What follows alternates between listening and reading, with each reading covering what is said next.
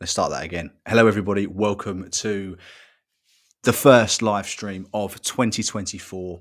My name's Lee Everett. If you are new around here, and I know over the last few months I have got a few new subscribers who may not be familiar with the setup because I haven't done a lot of live streams, but I'm planning to do at least two a month live streams on the UK property market.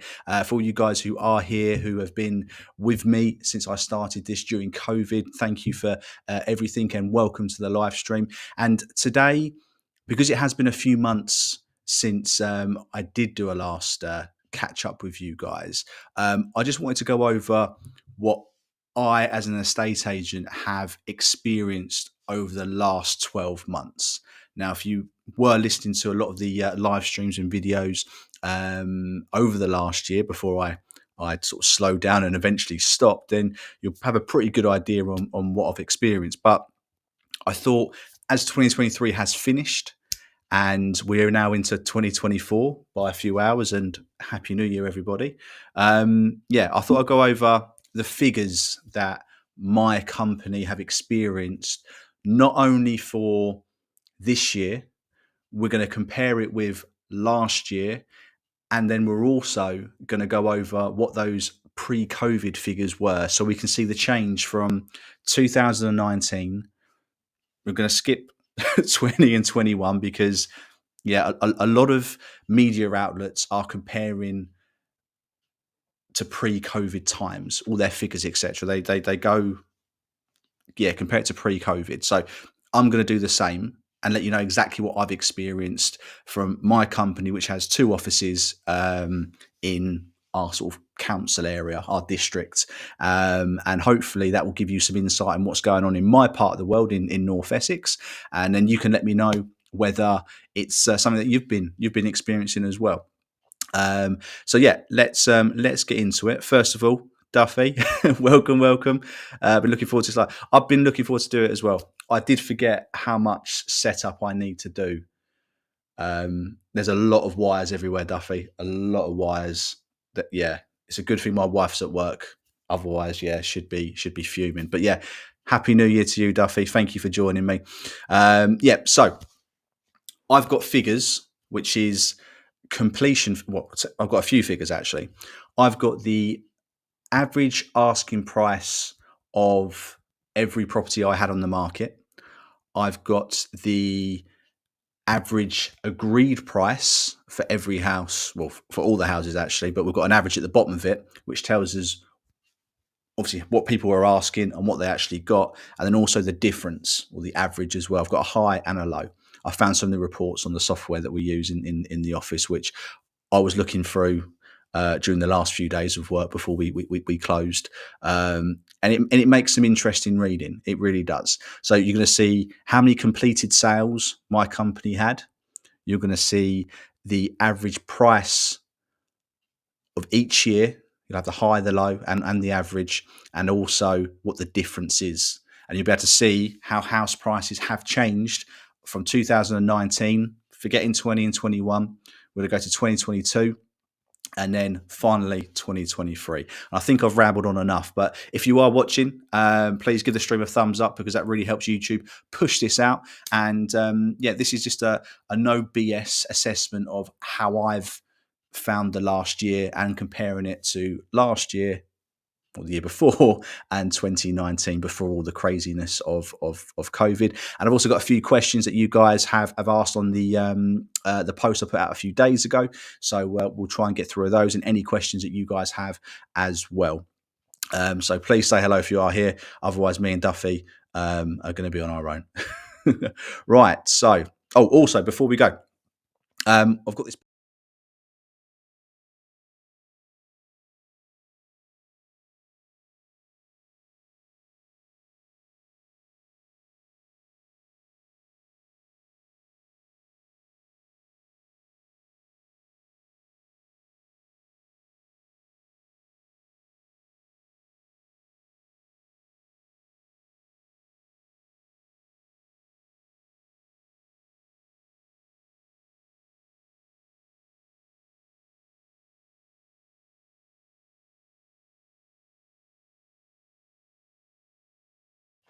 Big discounts and incentives on new builds in Berkshire.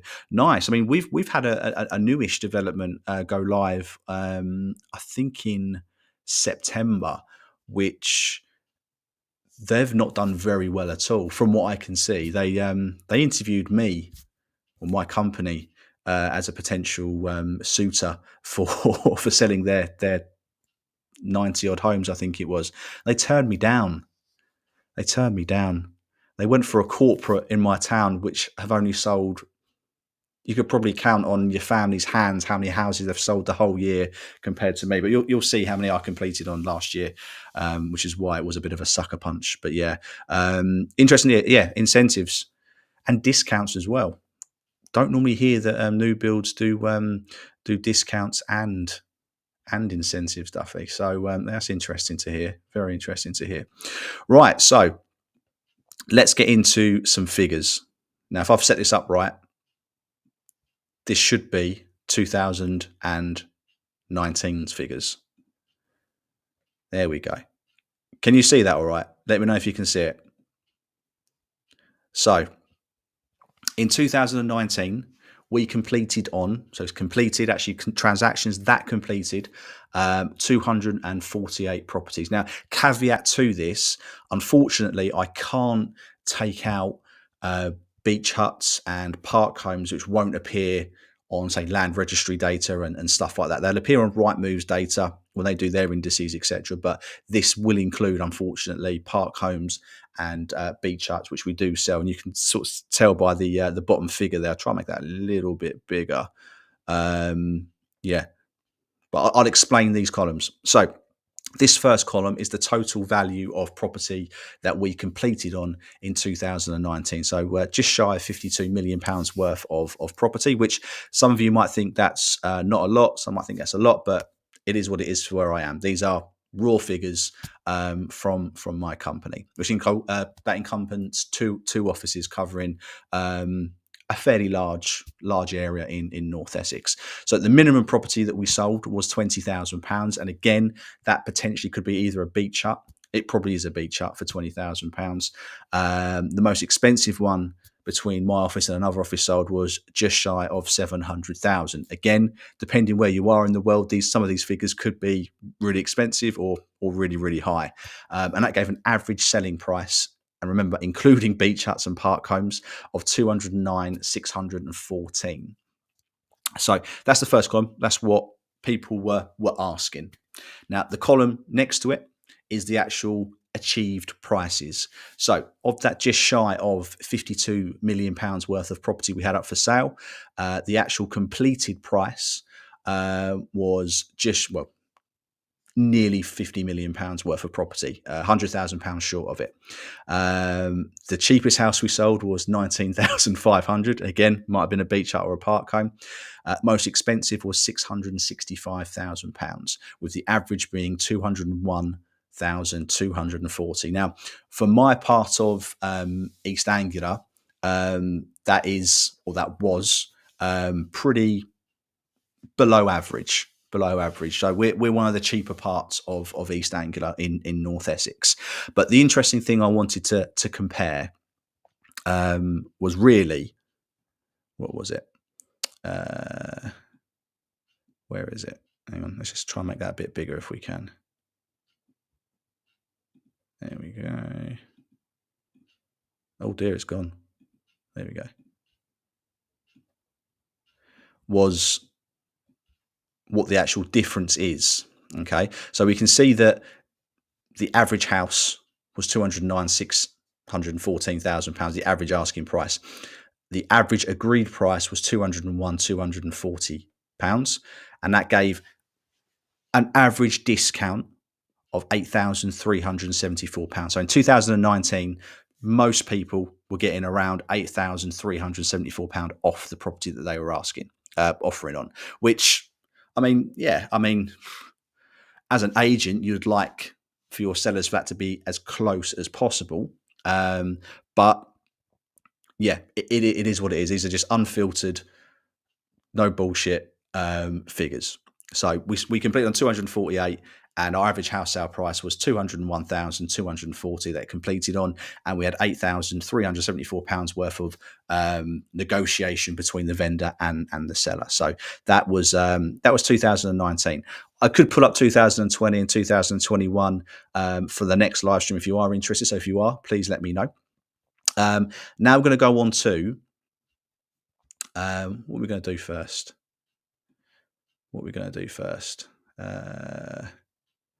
Let's do 2021. Let's do 2022. Let's do 2022. Right. So this is 2022. So we actually only completed on an extra 53 properties during all that sort of craziness, absolute craziness.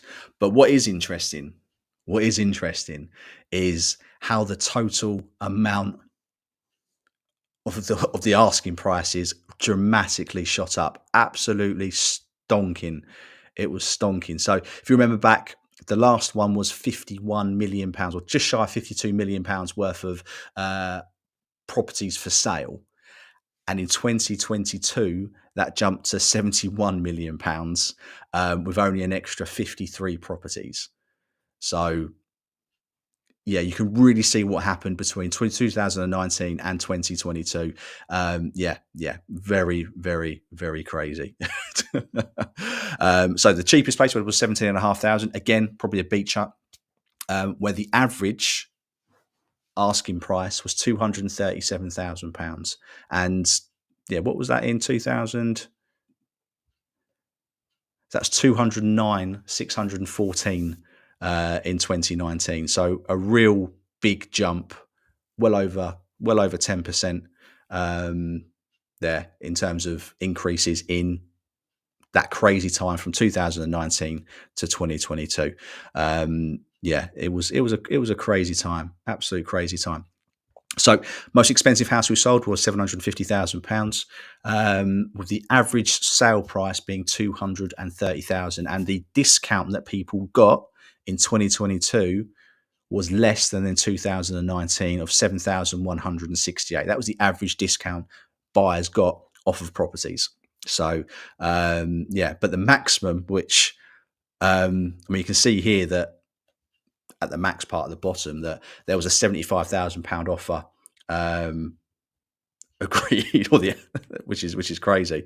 But that wasn't the biggest reduction. The biggest reduction we had was £100,000 on a property. So from asking price to actual achieved price, there was £100,000 swing, which that's a lot of money. It's a lot of money. Right, hang on 1 second. What's Duffy got to say? Great day today. Really interested. Sellers in Berkshire have been slow to reduce, but it's happening 100%. Some properties here in Berkshire, no offers despite being on since September. Yeah. We've had quite a few chats with our vendors. Probably we do end of summer and then in October. Ones that had put their house on the market for too much originally, and we sort of schedule a call a certain amount of time in the future to discuss what's happening or what's not happening. And as I've told you guys in the past, when I take a house on the market for more money than I feel it's worth, I will diarise a call to have a chat with that seller after 4 weeks, 3-4 weeks, to get to reduce. Because we've tried it at their price and it just hasn't worked.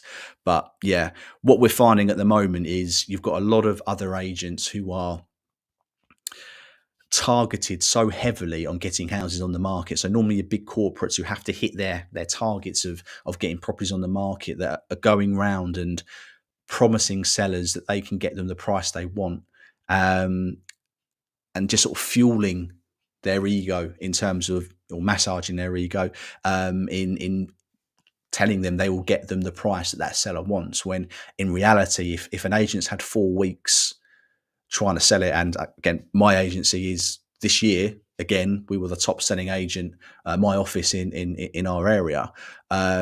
If we haven't had a fair amount of interest or an offer, then the chances are that the property is just too much. Not all the time, not all the time. Sometimes it can just be luck of the draw that that type of person wasn't looking for a property, but more often than not, it's down to price.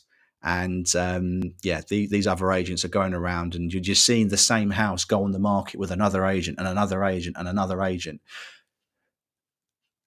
How many agents before a vendor realizes that it's the price and not the estate agent? It's there's quite a few vendors who will just agent hop, and we've probably got about 12 or 13 agents in my town.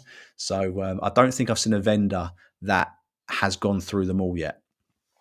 But yeah, that remains to be seen. But yeah, there are some areas that are really, really struggling to sell because their price just far too high, Duffy. So I'd completely agree with you on that. Completely agree. Right, let's get on to 2023 figures, which for me, looking at these figures, I expected, and it might still be, obviously you don't know, a huge decrease in volume of completed sales and the not the agreed price, the actual completed price on properties. And I'll just show you it. And then you can let me know what what you think. I've just got to try and find it again. Is that it? Oh God, I've lost it. I think I've lost it, guys. Hang on. Was it this one? No. It was this one. All right. Okay, let's hide that. Actually, no, let's bring that back. Sorry, I'm just talking to myself. First sign of madness. Put that one up there. I'm losing viewers as I'm doing this. I'm so sorry. I'm so sorry. I'm going to leave last year's figures messily on the screen as well, so you can compare it at a glance. Let's try that. All right. So at the bottom is the figures that we completed on in 2023. So you can see we sold 41 or completed on 41 properties less than the year before. There was quite a jump. We sold sort of £13 million less worth of property, whether that's prices coming down and or a reduction in actual property selling. Again, the the minimum price, 17.5 grand. Those beach huts, they like getting that sort of money. But the average price, which I know some of you guys or some media commentators and property commentators don't like using the word average, but because so many other people do, it just makes sense for me to go by averages. If everybody's comparing averages, then you can compare averages. If somebody starts using a different format, you've then got nothing to compare it to see if it's correct or align it with anything else. So averages. So the average sale price last year, completed price, was 218,162. That's right. Yeah, that is right. Yeah. So there's a difference of £8,430. So a slightly more of a reduction, around sort of £1,200, £1,300 extra people were getting off their properties last year in 2023. But also couple that in with the average asking price was £11,000 cheaper as well. So we are probably looking at in my area. Around what we're looking at about 14,000 pounds difference in actual asking price, agreed price, and then the actual completed price over the last couple of years. So that really does show that price is done there and they're coming down. And I don't think anyone can really deny that they are coming down. It's just a case of how quickly, how far, and that will be very, very specific to where you are in the world and the type of property you're looking for.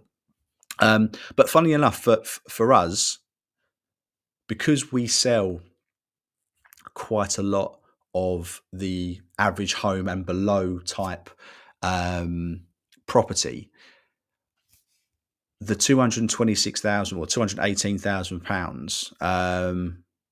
Yeah, seems it seems right. It seems right. So there is a bit of a drop.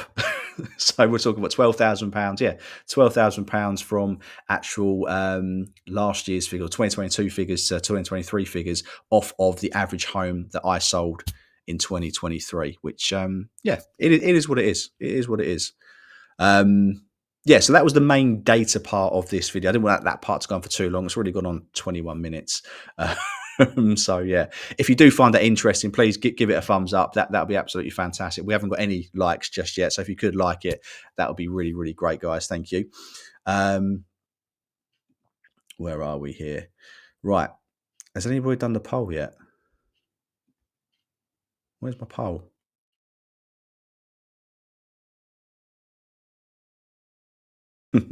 Right. So now I'm going to get into some questions that people ask me when I put it out there on the YouTube. If you have replied to any of these, thank you so much. It all gives me content for these live streams, which is yeah, really, really great. Really, really great. So Taki, hi Lee, hope you're doing okay. I would think doing a reflection video on the past year as year end will be an insight into your thoughts. I think we've pretty much done that, haven't we? We've backed up with figures as well that the last year has seen a definite downturn in property prices. However, what I'm experiencing right on the front line, I'm agreeing the deals, I'm valuing the properties, is we do have still over expectations from vendors, not all, but some vendors, which are holding firm on their prices and not willing to budge. And then you've got the more realistic sellers who are pricing to move or to sell. They're the ones who are getting sold first and better money than the ones who are holding out for more. Because as we've seen, prices are coming down each month. But yeah, that's more reflection. Unrealistic sellers think they're doing the right thing, but you're really not. You're really not. What else do we have?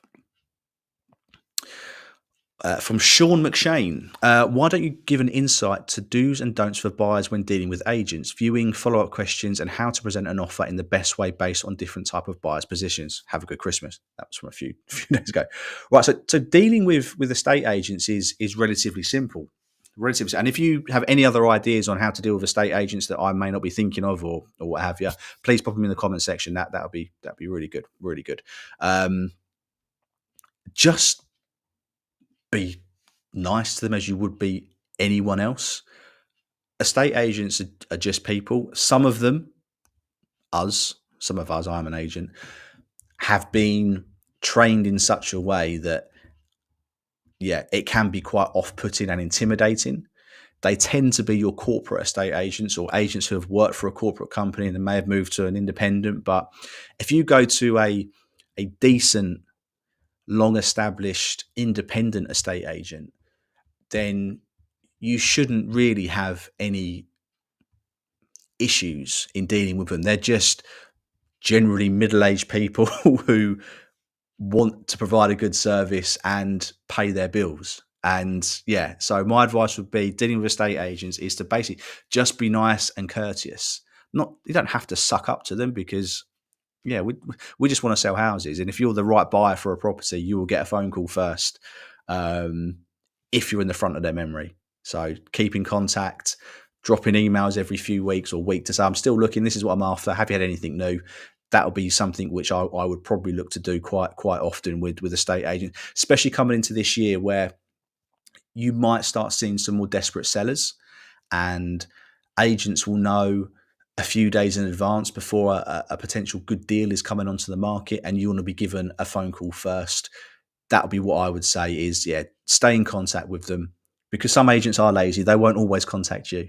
Yeah, stay in contact with them. Make sure they think of you first when they're going out to value in any property. So you'll get the first call and potentially get a good deal if that is the case. What else did you ask? What else? Viewings. Now for viewings, I whenever I show somebody around a house and they make an offer, I think, really, you want to make an offer right now? You've only viewed it for 10 minutes. You've had a quick look around, and I don't rush people around. I let people have a good nose around, and I'm there if there's any questions. But sometimes people make a decision that can cost them hundreds of thousands of pounds based on a few minutes inside a property. Now, I know you people go, when you know, but bloody, it's a lot of money to put on a gut feeling. So when I'm viewing a property, if it's empty, most of the time you're going to be able to have a really good look round, look in cupboards. Don't be scared to ask if you can open windows. Check behind cupboards and under rugs if there's any rugs, to see if there's any sort of stains on the carpet. Look at the walls, look at the windows, the boiler, the electrical system, if that needs a new one or not. Because yes, you may be looking to have a survey done on the property, or home buyers, which will pick up on a lot of this stuff. But wouldn't it be good to know a rough idea of potential issues when you're offering, rather than agreeing a price, spending £600-700 on a home buyer's report just for it to tell you things which you potentially could have picked up on yourself? So what I say, but before you put your car in for its MOT, have a quick look around for it yourself. Check there's no light bulbs out and your brake things are working. Just have a good look around. Don't be rushed. And even if the seller is there, just start a conversation with them. Start a conversation, start chatting, and you'll start getting pieces of information regarding the house without the sellers even realizing it. Some of it will be, most of it will be great stuff, but you may get the occasional, oh, the water pressure is not that great, and just little things like that. But at least then you know, and you can base your offer and your buying decision on more than a 10-minute viewing. All right. So that'll be what I'd say on what to do on viewings. But boiler, windows, look in the loft. I've done a whole video on it a couple of years ago. I might have to do a new one if people are asking. But yeah, anywhere you can look. And if you don't know what you're looking for, take somebody around who does. Maybe a family member, a friend who might be a little bit more way in tuned in what to look for. And whatever you do, don't knock on walls. Don't knock on, it's a bugbear of mine, tapping on walls. You can generally tell if it's a brick wall or a thin plaster wall. If you see some mould in a room, don't automatically say that's damp, because estate agents just roll their eyes. It might not be damp, especially if it's more than 1.2 meters off the floor. Damp doesn't tend to rise more than that. But just, there's mold on the walls. Yeah, just point it out. Don't say it's damp, because you don't know it is. Chances are it's probably condensation, which is due to poor ventilation. But I get that a hell of a lot. Cracks as well, actually. Cracks. Anything more you can fit a pound coin in, that's worth worrying about. I've got a few cracks on my wall behind me, but that's just where an old door frame was. But yeah, you will get your hairline cracks, which will come and go as the weather and the heat changes. So don't be too worried about hairline cracks, unless there's hundreds of them. Absolutely hundreds of them. How to present an offer. Now, I think Moving Home with Charlie done this. He done I read the letter or the email to send to a estate agent. This is where I agree with him. I would email any offers to the estate agent, and if you've built up a rapport with an estate agent, you should have, or should know somebody, or be on first name terms with someone. In that email, you want to attach your mortgage agreement in principle, your proof of deposit, if you want to. It's not necessary, but it shows you've got everything. You could blank out any account numbers, etc., as long as you've got your name and the amount and a recent date. I would also have a solicitor pick, so I agree with Charlie on that bit. And I would also attach your photographic ID and proof of your address for your money laundering.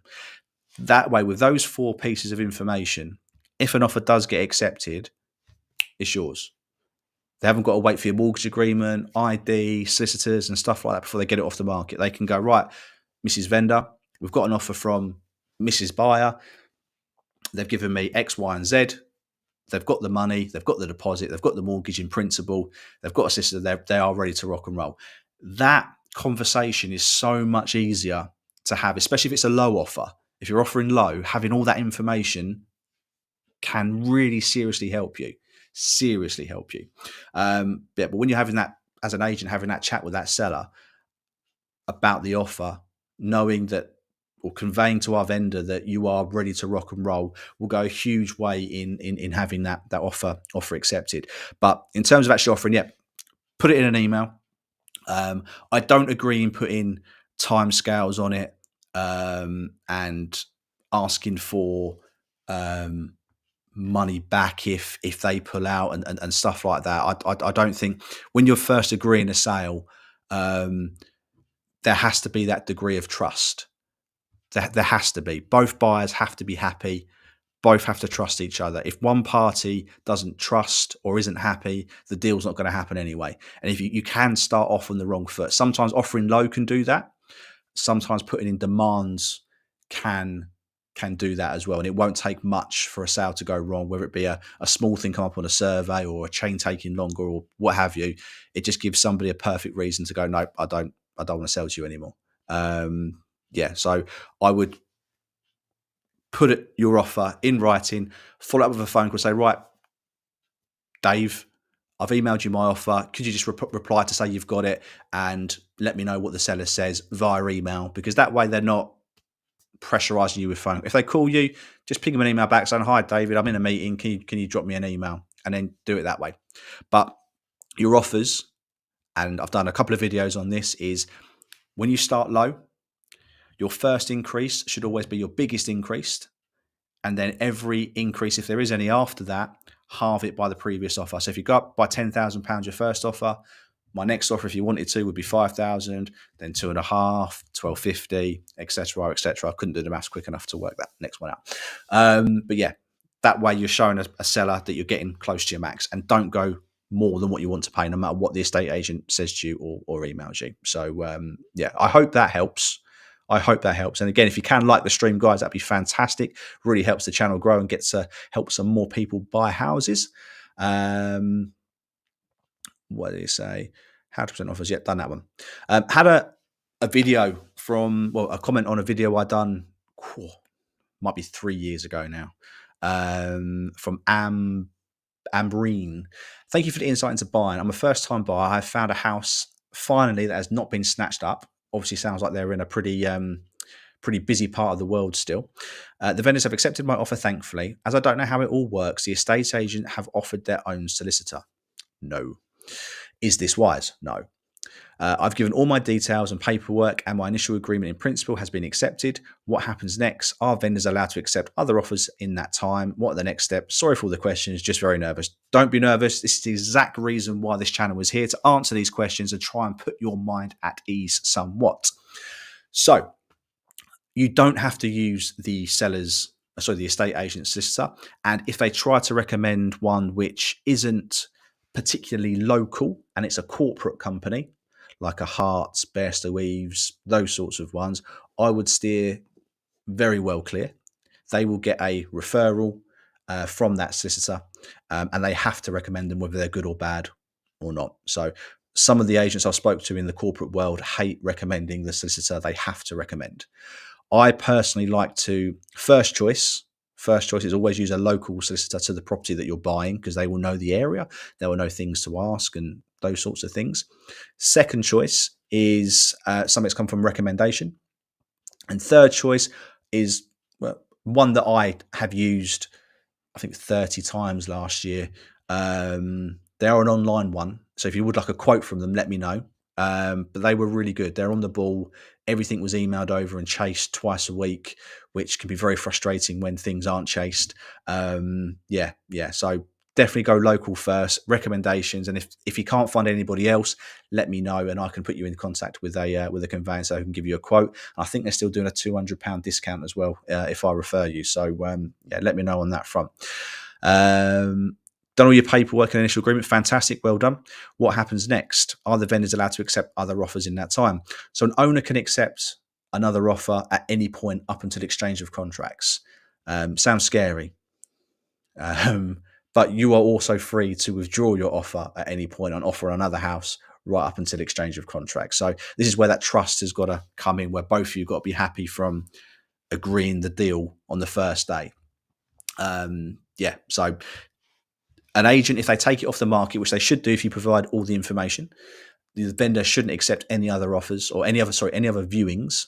However, if somebody does call up who wants to make an offer, who has either previously viewed before you offered or is offering without viewing, the agent has a legal responsibility and obligation to put that offer forward, no matter how low or how high, right up until the property has exchanged contracts. So I'm sure you guys know that, but I just wanted to go over it just one more time.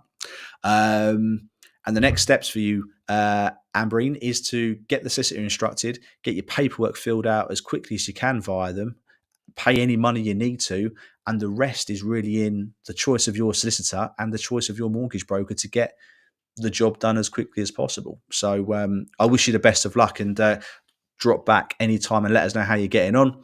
And Alex Savage was just calling me a slacker. So thanks for that, mate. Thanks for that. Right, got a few more questions. Kelly Bullock, welcome to the channel. When do you see the bottom of the market? I've been looking to buy a home for the last 12 months, but prices I feel are too high in relation to mortgage payments, and I have a big deposit. Kelly, this is a very, very personal question.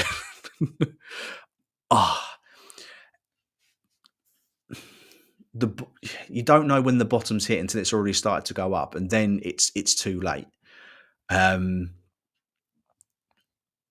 When to buy? Do you rent anywhere, Kelly, or are you living at home at the moment? Because I would say something which would help my decision is if I was living at home and I was able to keep building up deposit and mortgage rates are coming down. The Bank of England rate hasn't come down, but lenders have been ever so slightly decreasing their mortgage rates for the last 6 to 8 weeks now. If you are living at home, then it could be worth waiting. But if you do see that perfect house and you feel it's not overpriced and you can afford the monthly payments and you're not going to be moving for a good few years, then buy it. Absolutely buy it. Don't buy out of the fear of missing out. You get caught out. Don't buy due to peer pressure. Don't buy because I'm telling you to buy or anybody else. Buy because it's the right thing for you to do. If you're going to buy a house and you know that your mortgage is going to be the same rate for 2, 3, 5, 10 years, whatever fixed rate you decide to go on or variable, you're going to know that you've got a roof over your head with that mortgage payment for the next however long you set that time frame up for. And for me, with a family, having that security when all I'm hearing at the moment is landlords putting rents up left, right, and centre, is I know that my mortgage is fixed for, I've got another 3 years left. So yeah, I would, again, depending on your situation, if I was renting, I would probably look to buy if my rent was going to be cheaper. Sorry, if my mortgage was going to be cheaper than my rent. If I'm at home with no rush and no pressure, then really it's down to you and your gut. And I don't know when the bottom of the market, but it may have already been. We might start seeing prices going up because rates are coming down and people are getting used to it and inflation's coming down. They might plummet. But you just have to ask the question, is based your buying decision on your probability of regret? I think Jeff Bezos done that. I don't know, Sean it a few months ago. Base your decision based on your probability of regret. Will you regret not buying a house now? What do you think? What's your gut tell you? And then answer the question. But yeah, I can't really help. But yeah, rates are high. We're not going to get back to 2% rates, which is like what my current mortgage is. I think it's 1.9. I think it is. When I come to remortgage, it's probably going to be, even in 3 years' time, 3 or 4%, and that will just be the new normal, which is really like frustrating because like I'm 37 and all I've known is low interest rates. So it will be a bit of a shock to a lot of people. But yeah, I would, yeah. If you buy now and you can afford the mortgage, and in 3 years' time, 5 years' time, rates do come down to 3%, then you're going to be better off a month, aren't you? And you've also got a roof over your head, security. You're building up equity. Um, but yeah, you've got to do what feels right for you, Kelly. Really good. Duffy, as a landlord, I use agents that are likable and have good progression team or person. You have you have that like ability factor. Thank you. I have even paid a bigger fee for an independent. Yeah, funny enough, I mean, from my experience, most independent agents are generally cheaper than corporates. But I do know a lot of independent agents who will charge a fee, and they deserve every penny of it. Every penny. Their marketing, how they're set up. Um, yeah, absolutely fantastic. Perry Power, I think, moving home with Charlie interviewed him. I don't think he got a great reception, but how his company's set up, and how he runs his staff and looks after his clients, absolutely fantastic, and he's worth every penny. But yeah, you've got to go with, it's trust, isn't it? If you like someone, then generally you'll trust them.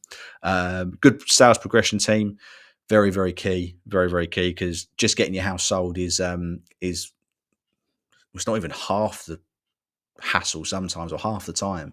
You've then got, if you sell in a week, you've potentially got 3 or 4 months of paperwork, solicitors, mortgages, chains, and having a good sales progressor is absolutely invaluable. Absolutely invaluable. So yeah, great point, Duffy. Great point. Ashley, how you doing? Wishing your family a happy new year, Lee. Looking forward to some more videos in 2020. I'm hoping to. And happy new year to you as well. Great to see you back. Hope you had a good one. Kelly, yes, you're renting. Right. So definitely I would potentially, depending on how long you've got left on your rental agreement, um, look to see if what you can buy would be cheaper than renting. Now, there are a lot of people at the moment who landlords have insulated tenants from huge rent rises, because putting rents up can cause a lot of hassles. I'm sure Duffy will say in the comments that yeah, you put the rent up by £50 to £100, tenant can't afford it. You then have 2-3 months of tenant not paying it. Then you've got a void period, and it takes ages to earn that money back. But yeah, if you are renting and there's a possibility your rent could go up, thus affecting your ability to save or even save at all, and you can find something you can afford, Kelly, then I potentially would be looking to buy. But again, that's got to be your decision, because if prices do continue to fall, then you've got to be comfortable with your decision. And the same boat, if prices shoot back up, or even start going back up at a trickle next year, you've got to be willing to take the ups and downs of your decision making. And it sounds a real cop out answer, and I say that every time somebody asks me. Kelly, I'm making around £800 interest a month. A month? Quah. Nice. That's not bad, is it? That's not bad. 1 second, I've got a dry throat now. I mean, you're making an interest more than what my mortgage is a month. So and that's at 2%. So yeah, I think depending on what you're looking to buy, yeah, you really could look to buy somewhere if you find the right one. And yeah, you've got to be sure. You've got to be sure, Kelly. Don't buy on a whim, or because mum or dad or aunt or uncle say, yeah, it's a good deal. You've got to be right with it. Absolutely right with it. Just quickly, I'm going to try this poll thing again.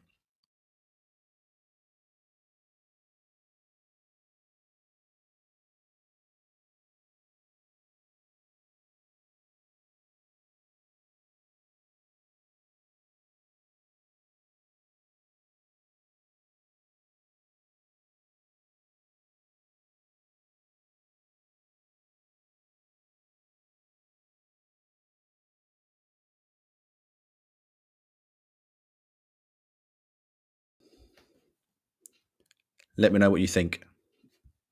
Let me know what you think is going to happen with house prices. Then we'll come back next year and we'll see what happens. We'll see what happens. But we are approaching that time where we're 45 minutes. It's getting late, guys. It's New Year's Day. You've got better things to do than just listen to me. I will try and do another live stream next week. My wife said, I said, look, I'll do one a month. She went, look, rather than doing one a week or one a month, why don't you try to do one every other week? Then that way you've got enough to talk about. People have got time to get their questions in. So I'm probably going to do that. But if you would like one a week, and you do find stuff you want to talk about or questions you want to ask, please pop it in the comment section. That would be absolutely great. Let's get back to this screen here, shall we?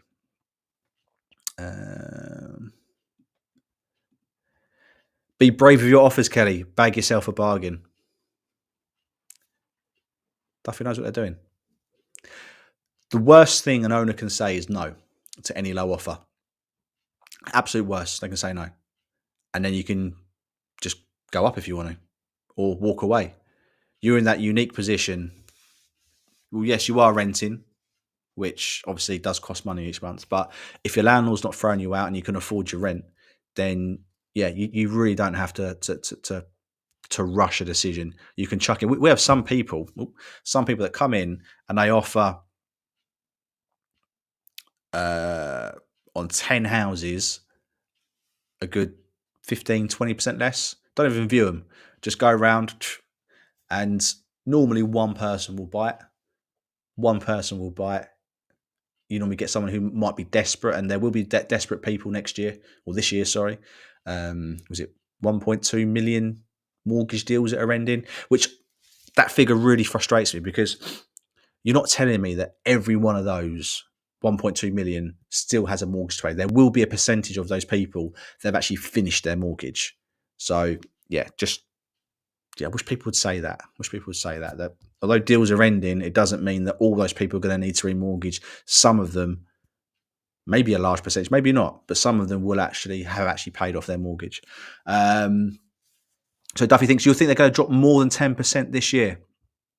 More than 10% in 1 year, yeah? I'm going to go another... I'm going to say 5. I think I said, going back a year now, I think they'll probably drop 10 to 15%, I think I said.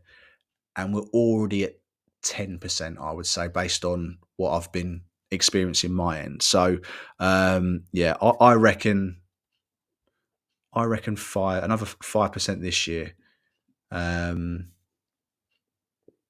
Yeah, that's what I think. But again, your guess is as good as mine.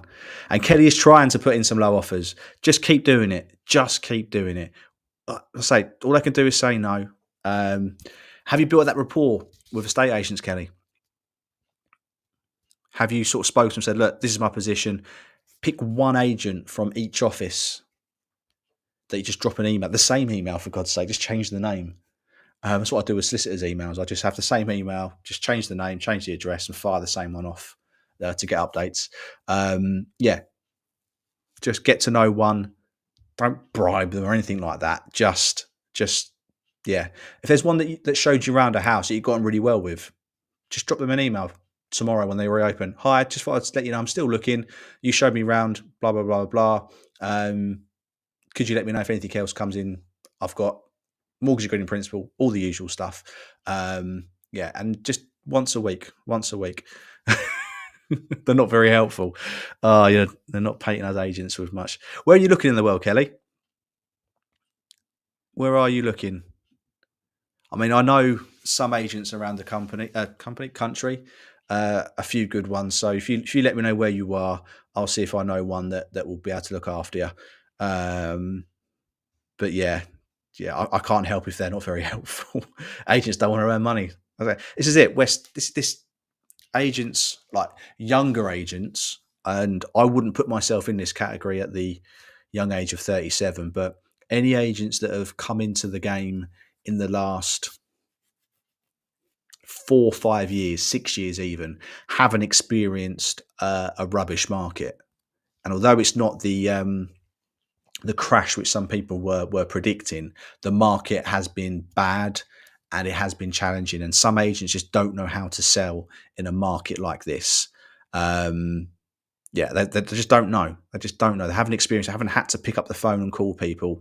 They've just been relying on Rightmove, emailing them, or phone calls from websites. So, unfortunately, you may have to pick up the phone or email and get in contact with them. And you're in the West Midlands, and I don't think I know many agents over there. I'll go through my little black book for you. And Connells are horrendous.